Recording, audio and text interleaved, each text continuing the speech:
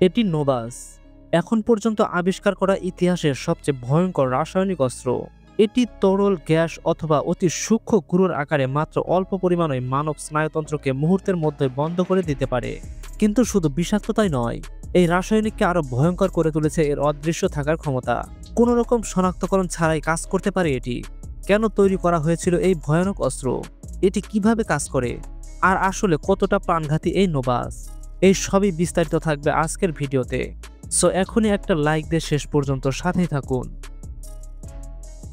শীতল যুদ্ধ চলাকালীন সময়ে যুক্তরাষ্ট্র ও সোভিয়েত ইউনিয়নের মধ্যে প্রতিযোগিতা ছিল চরমে। প্রতিরক্ষা, মহাকাশ গবেষণা, পারমাণবিক অস্ত্র, এমনকি রাসায়নিক যুদ্ধেও। অবশ্য সে সময় ইতিমধ্যে কিছু শক্তিশালী রাসায়নিক অস্ত্র ছিল, যেমন সারিন গ্যাস, যা 1995 সালের টোকিওর সাবওয়ে হামলায় ব্যবহৃত হয়েছিল। ভিএক্স, যা উত্তর কোরিয়ার কিম রাজবংশের কিম জং নামের হত্যা করতে ব্যবহার করা হয়। তবে এগুলো হ্যান্ডেল করার জন্য ন্যাটোর সুরক্ষা গিয়ার সহজেই এগুলোকে প্রতিরোধ করতে পারত, এবং রাসায়নিক শনাক্তকারী যন্ত্র সহজেই এদেরকে শনাক্ত করত। এই সীমাবদ্ধতাগুলো দূর করতে 1970-এর দশকে সোভিয়েত বিজ্ঞানীরা শুরু করে এক গোপন প্রকল্প, যার নাম ছিল ফোলিয়ান প্রোগ্রাম। এটার লক্ষ্য ছিল এমন এক নতুন প্রজন্মের রাসায়নিক অস্ত্র তৈরি করা যা হবে আরও মারাত্মক, আরও গোপনীয় এবং শনাক্ত করা অসম্ভব।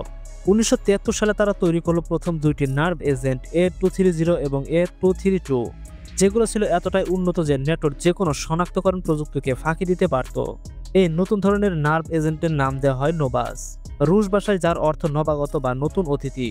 নোভাস এমন এক রাসায়নিক পদার্থ যা তরল, এটি এয়ারোসল বা অতি ক্ষুদ্র গুঁড়ার আকারে স্থিতিশীল থাকে এবং সাধারণ সুরক্ষা সরঞ্জামের প্রতিও প্রতিরোধী। এই পদার্থকে সহজেই বিপুল পরিসরে যুদ্ধাস্ত্র হিসেবে ব্যবহার করা সম্ভব। ভয়ঙ্কর ব্যাপার হলো, লক্ষ্য ধ্বংস করতে এর প্রয়োজন মাত্র অনুপরিমাণ ডোজ। 80-এর দশকের শেষ দিকে প্রাণীর উপর পরীক্ষায় নোভাসের বিধ্বংসী ক্ষমতা প্রমাণিত হয়। একই সময় আরও উন্নত সংস্করণ তৈরি হচ্ছিল যুদ্ধক্ষেত্রে ব্যবহার করার জন্য। তবে সোভিয়েত ইউনিয়নের পতনের আগ পর্যন্ত বিশ্বের কেউই এর অস্তিত্ব সম্পর্কে জানত না। 1992 সালে সদ্য স্বাধীন ও রাজনৈতিকভাবে অস্থিতিশীল রাশিয়া আন্তর্জাতিক স্বীকৃতি পাওয়ার আশায় কেমিক্যাল ওয়েপন্স কনভেনশন CWC এ যোগ দিতে রাজি হয়, যেটি একটি রাসায়নিক অস্ত্র নিষিদ্ধকরণ চুক্তি। নিরস্ত্রীকরণের মাধ্যমে তারা নিজেদের বিশ্ব দরবারে হুমকি নয়, বরং এক অংশীদার হিসেবে তুলে ধরতে চেয়েছিল। কিন্তু চুক্তিতে স্বাক্ষরের ঠিক আগ মুহূর্তে দুইজন রুশ বিজ্ঞানী নোভাস প্রকল্প সম্পর্কে প্রকাশ্যে মুখ খুললেন। এটি ছিল এক পূর্ব পরিকল্পিত পদক্ষেপ। তারা জানতেন রাশিয়া এই প্রকল্পের অস্তিত্ব গোপন রাখতে চাইছে। স্বাভাবিকভাবেই সরকার সবকিছু অস্বীকার করল, এমনকি নোভাসের অস্তিত্বও।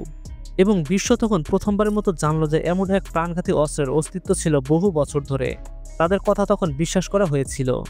কয়েক মাস পর রাশিয়া অনানুষ্ঠানিকভাবে কেমিক্যাল ওয়েপন্স কনভেনশন CWC-তে যোগ দেয়। কিন্তু 1990-এর দশকের মাঝামাঝি সময় জার্মান গোয়েন্দারা রাশিয়ার এক উৎস থেকে নোভাসের একটি নমুনা সংগ্রহ করে।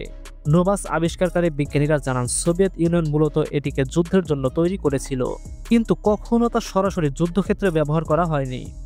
2018 সালে ইংল্যান্ডের সলসবেরিতে একটি পার্কের বেঞ্চে এক সাবেক রুশ গোয়েন্দা ও তার মেয়েকে অচেতন অবস্থায় পাওয়া যায়। তাদের মুখ দিয়ে তখন ফেনা উঠছিল। তদন্তকারীরা পরে জানতে পারেন রুশ এজেন্টরা তাদের বাড়ির সামনের দরজার হ্যান্ডেলে নোভাস ছিটিয়ে দিয়েছিল। কয়েক মাস পর স্থানীয় ব্যক্তি দান করা জিনিসপত্রের বাক্স থেকে একটি ব্যবহৃত পারফিউমের বোতল খুঁজে পান এবং সেটা তার সঙ্গিনীকে দিয়ে দেন।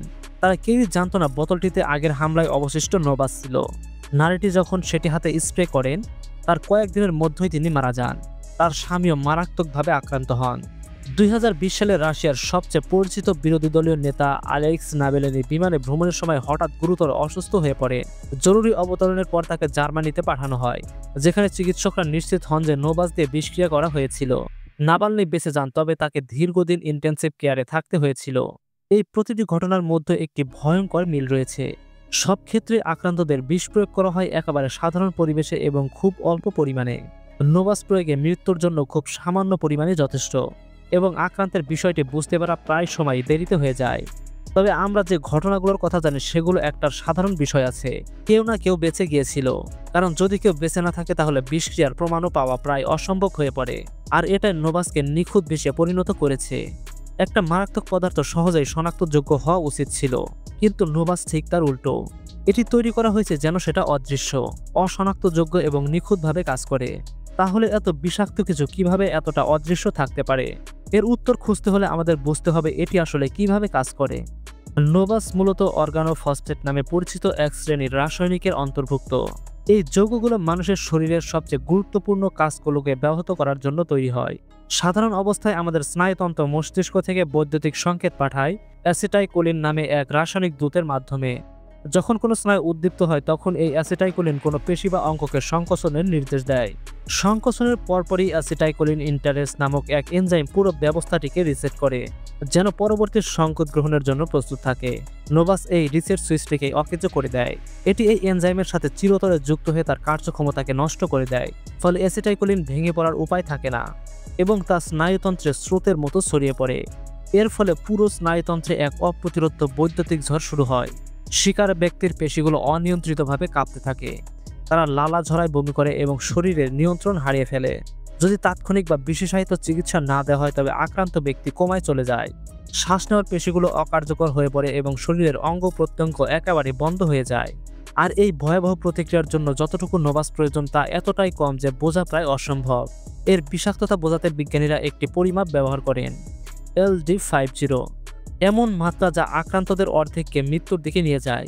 নোভাসের একটি রূপ যেমন A34 এবং LD50 প্রায় 0.2 মিলিগ্রাম ব্যবহৃত হয়, যা একটি লবণের দানার চাইতেও শত শত গুণ ক্ষুদ্র।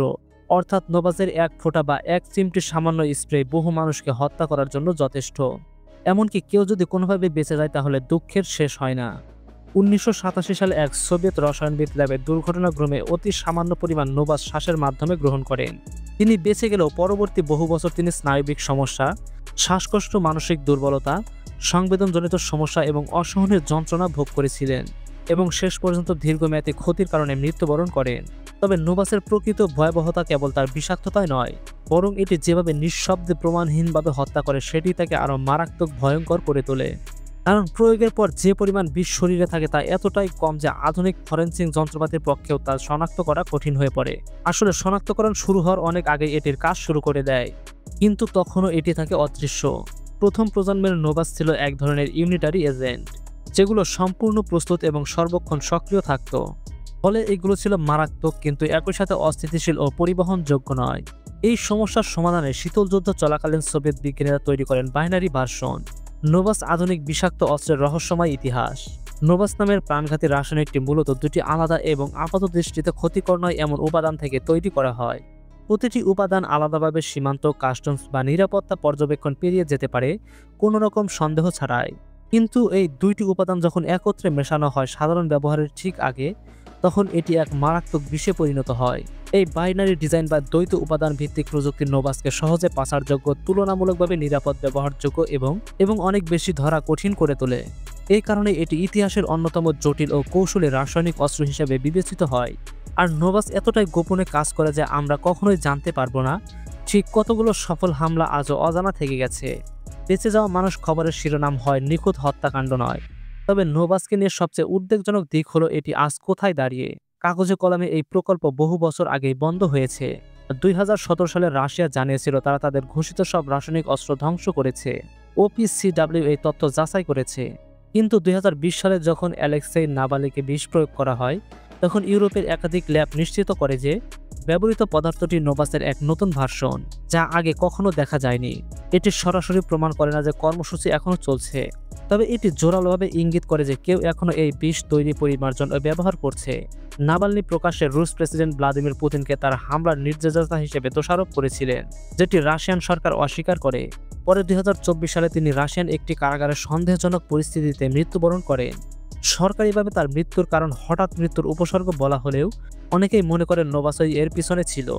কিন্তু নোভাস বাস্তব এবং প্রাণঘাতী। যদি এটি আজও তৈরি করা হয়ে থাকে তবে এর মানে তারা বিশ্বের সবচেয়ে অদৃশ্য ও মারাত্মক বিশটি ইতিহাসের অংশ নয়, বরং এটি ভবিষ্যতের জন্য ধারালো করে তোলা এক ধরনের অস্ত্র। যুদ্ধের ইতিহাস কখনোই সাদাকালো নয়। যখন সোভিয়েত ইউনিয়ন নোভাসের মতো অস্ত্র তৈরি করছিল তখন যুক্তরাষ্ট্র পরিচালনা করছিল MK আল্ট্রা নামের এক গোপন মস্তিষ্ক নিয়ন্ত্রণ কর্মসূচি, যার নৃশংসতার কোনো অংশে কম ছিল না। তো কেমন লাগলে আজকের ভিডিও? ভালো লাগলে একটি লাইক দেবেন আর সাবস্ক্রাইব তো অবশ্যই করবেন। ধন্যবাদ।